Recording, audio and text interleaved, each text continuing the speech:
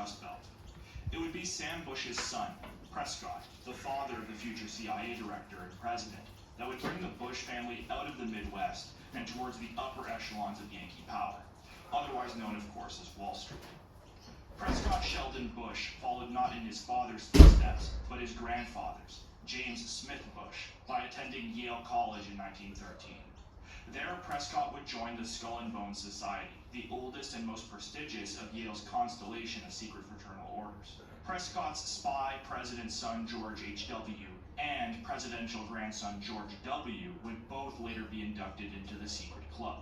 And of course, it's no secret that Skull and Bones was a popular entryway for future spooks into the cult of intelligence.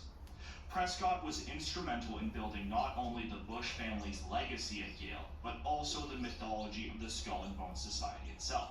He allegedly, according to Bonesman lore anyways, took part in the raiding of Native American hero Geronimo's tomb in Fort Sill, Oklahoma, to steal his skull, which remains the enduring perverse relic of the order to this day. It should be noted that the authenticity of the alleged Geronimo skull in the Skull and Bones tomb remains in question, but the story of Prescott and his buddies digging up a grave in Oklahoma is considered real by historians. Prescott ultimately graduated from Yale in 1918, and it is undeniable that Prescott Bush married his way into his position in the upper echelons of American capital.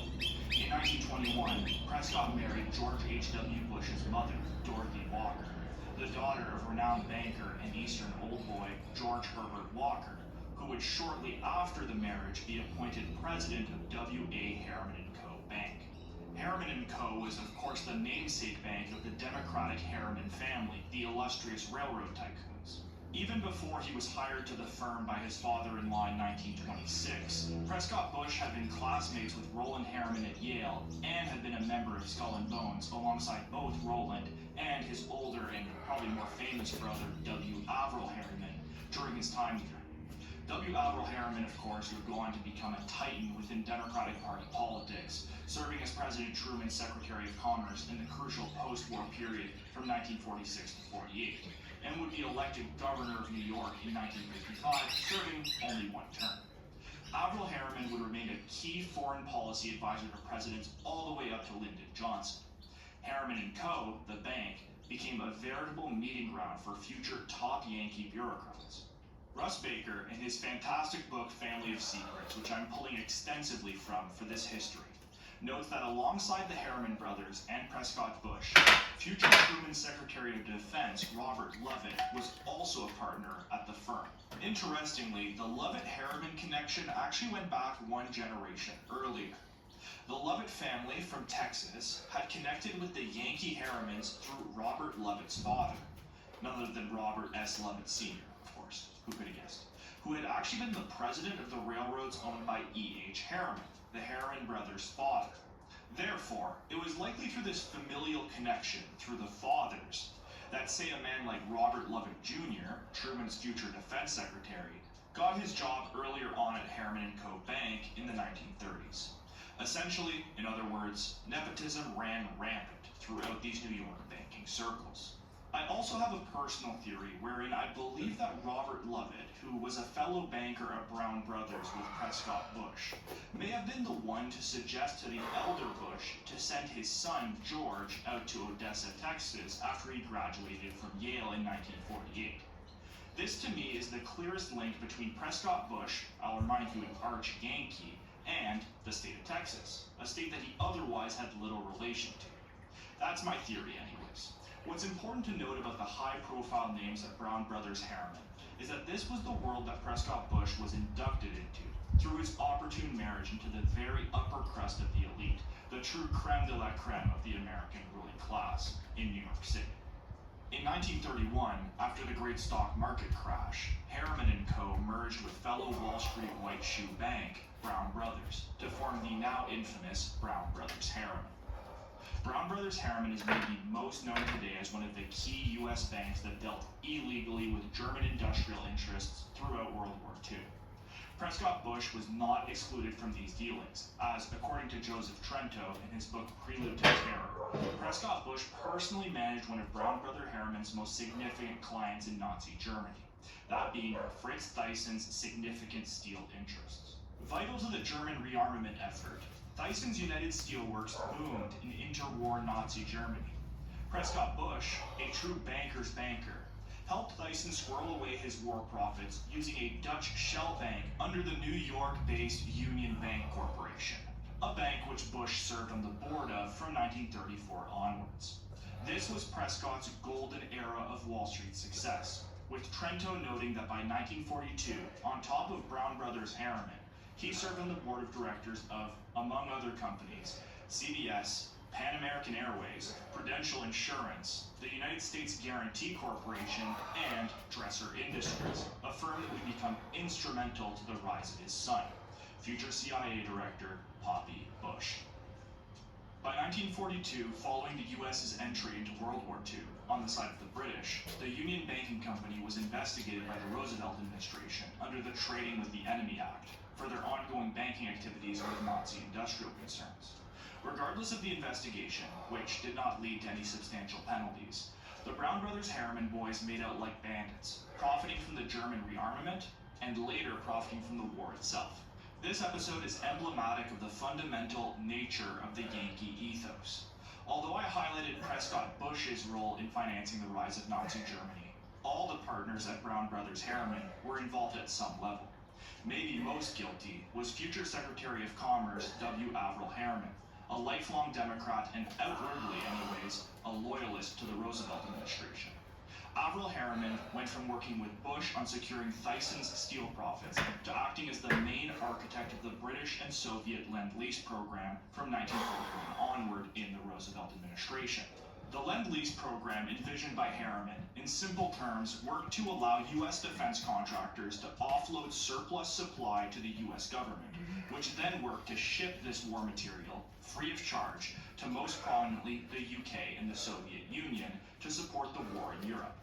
Remember, the US was mainly engaged in Asia at this time, which meant that the Soviets and the British were still fighting a two-front war with the Battle of Britain and the Eastern Front. The Lend-Lease program was framed as a way for the US to support the war in Europe without committing manpower at that time, prioritizing instead the war in Asia against Japan. This war in Europe was of course fought against the German regime. That Averell Harriman's namesake bank was still, until 1942, providing financial services for. This type of cyclical war profiteering, where the only allegiance is to capital, exemplified the nihilistic drive of Yankee finance capital, especially during wartime. Ideology was trumped by greed, and both the Soviets and the Nazis were tolerable to these financiers, as long as a buck was to be made.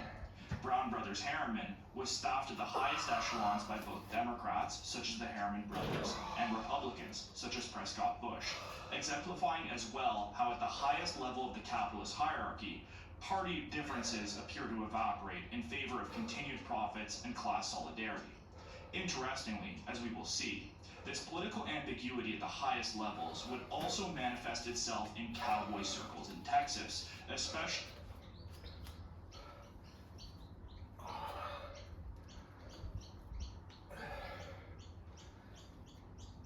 where Democrat and Republican labels meant very little. Prescott Bush, the Ohio native, had penetrated the world of high finance and Yankee profiteering, and throughout the war had allied himself primarily with Republican political circles in New York. These are, I'll remind you, Yankee Republican circles. Think the Rockefellers. Amongst these circles were the ubiquitous Dulles brothers, themselves embedded members of the Yankee aristocracy and key players on Wall Street, as partners of the prestigious corporate law firm Sullivan and Cromwell. Of course, the Dulleses and Prescott Bush had more in common than being Republican bankers, as the Dulles brothers, Allen and John Foster, had themselves worked and profited from deals with German business interests during the war, most prominently through their law firm's major client, the German chemical cartel, Pharma. This likely worked to bind the men together, each knowing the other's secret, almost like a small mutual blackmail network.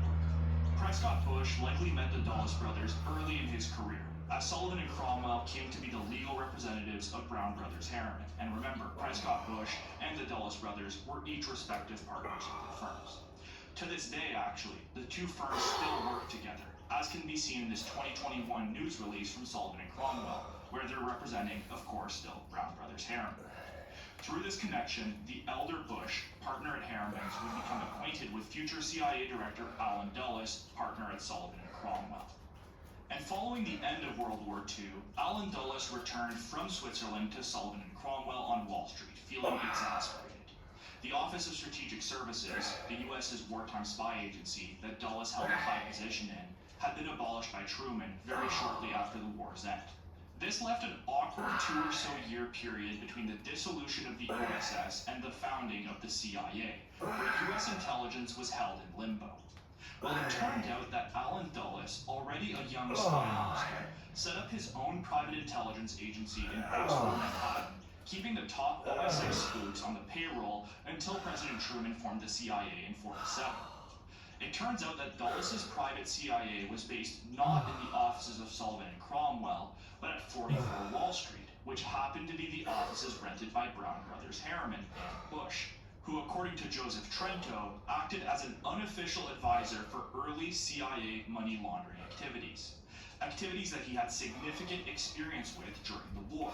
Prescott's links to the early CIA network were not confined to only Allen Dulles. He was also close friends with William Pauley, a Pan-Am executive, a firm which I will remind you Bush also sat on the board of. Pauley, an United Republican millionaire, helped procure the planes of Claire Chennault's Flying Tigers in China on behalf of the Roosevelt administration in the last years of the war. The airline, which I will remind you, would also become the CIA's CAT and later Air America in Southeast Asia. Pauley would later play a significant role in both the CIA's Operation Peace Success, the coup in Guatemala in 1954, and also the Bay of Pigs invasion in 1961. An operation that Prescott Bush's son George would also play a similar role in, as we will see later. Fellow Ohio native Neil Mallon as the president of the newly acquired firm. Despite having no oil and gas experience, Neil would remain with the company for 3 decades. He would be the one to give George H.W. Bush his first job out of Yale. Neil Mallon was an uncle-like figure to young Pauley, who would even name his own son Neil after his adopted Uncle Mallon. Later, in a letter discovered by Russ Baker, Prescott Bush alluded to Neil's true purpose at the head of Dresser Industries. Prescott stated in the letter that Neil Mallon was, quote, well known to Allen Dulles and has tried to be helpful to him in the CIA, especially in the procurement of individuals to serve in that important agency, end quote. In a sense, Bush was indirectly admitting that his son had been recruited to the CIA by Uncle Mallon of Dresser Industries, good friend of Allen Dulles and colleague to the elder Bush. And if the young Bush was brought onto the agency, as Trento suggests, as a wedge against his father, the wily Allen Dulles would soon gain a reason to cash in his new asset. As in 1952, after a failed run in 1950, banker Prescott Bush became Senator Prescott Bush from Connecticut, brought along by the draft Eisenhower figures. I should also, in this same vein, mention the Brown Brothers Harriman boys' links to Ike's young running mate, the one and only Richard Nixon. Russ Baker in Family of Secrets draws speculative links between the ascent of a young Richard Nixon in the immediate post-war period and the elder Prescott Bush. It is now no longer a secret that Nixon was elevated to the national stage not by the highly public support from the small family-owned businesses of his hometown of Whittier, California, but instead due largely to the institutional support from the East Coast Yankees for his original run. Longtime Democratic Congressman Jerry Voorhis, whom Nixon defeated in his first 1946 congressional election victory, toyed with these very same ideas, claiming in an unpublished manuscript that, quote, the Nixon campaign was a creature of big Eastern financial interests, end quote. Now, of course, we have to remember that Voorhis was not exactly unbiased on this issue. He had just been defeated after 5 consecutive terms in the House by the very Richard Nixon that he was accusing of taking large forms of money. You know, we may think it's time to get to work, but that's just my interpretation. Anyways, some years later, this is important to note, Prescott's son George H.W. Bush would be elevated to some of his first major appointments by then-President Richard Nixon, who appointed him first as an ambassador to the UN in 1971, then as head of the Republican National Committee in 1974, and finally as his special envoy to China in the last weeks of his presidency. It appeared circumstantially anyways that Nixon owed Bush, as he elevated the otherwise obscure congressman to some surprisingly high-profile positions. So, did the elder Prescott Bush create Richard Nixon? It is hard to say definitively, but given the now revealed role of the Eastern establishment in Nixon's rise, and Bush's prominent role in the draft Eisenhower plan, and finally the later elevation of Poppy Bush by then-President Richard Nixon, it remains plausible that the rise of Nixon was abetted by Prescott and his friends on Wall Street. The top echelons of the draft Eisenhower coalition were rewarded for their loyalty and determination. John Foster Dulles was given Secretary of State, while Deputy Director Allen Dulles was eventually given the directorship of CIA in '53. Nelson Rockefeller was brought in as a special advisor to the president in the first half of his presidency. Even men like Robert Lovett, the Brown Brothers Harriman Texan turned Secretary of Defense under President Truman, was eventually given a position in the Eisenhower administration as a member of the newly created President's Intelligence Advisory Board, created by Ike in 1956. The PIAB remains one of the most unaccountable and opaque pieces of the U.S. intelligence apparatus, serving as a completely independent in-house intelligence board accountable only to the president.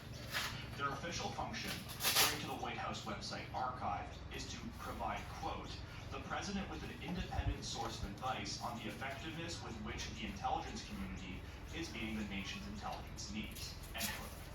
In other words, the PIAB was created as an independent group of presidentially selected operatives that were allowed intimate access to the inner workings of the intelligence community.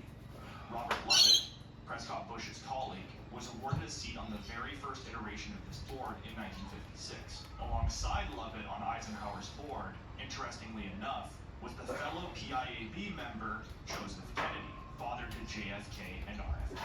Much has already been said, including by myself, about JFK potentially being tipped off about the Bay of Pigs invasion plan taking shape at the end of the Eisenhower presidency while he was running for president in 1960 against Nixon.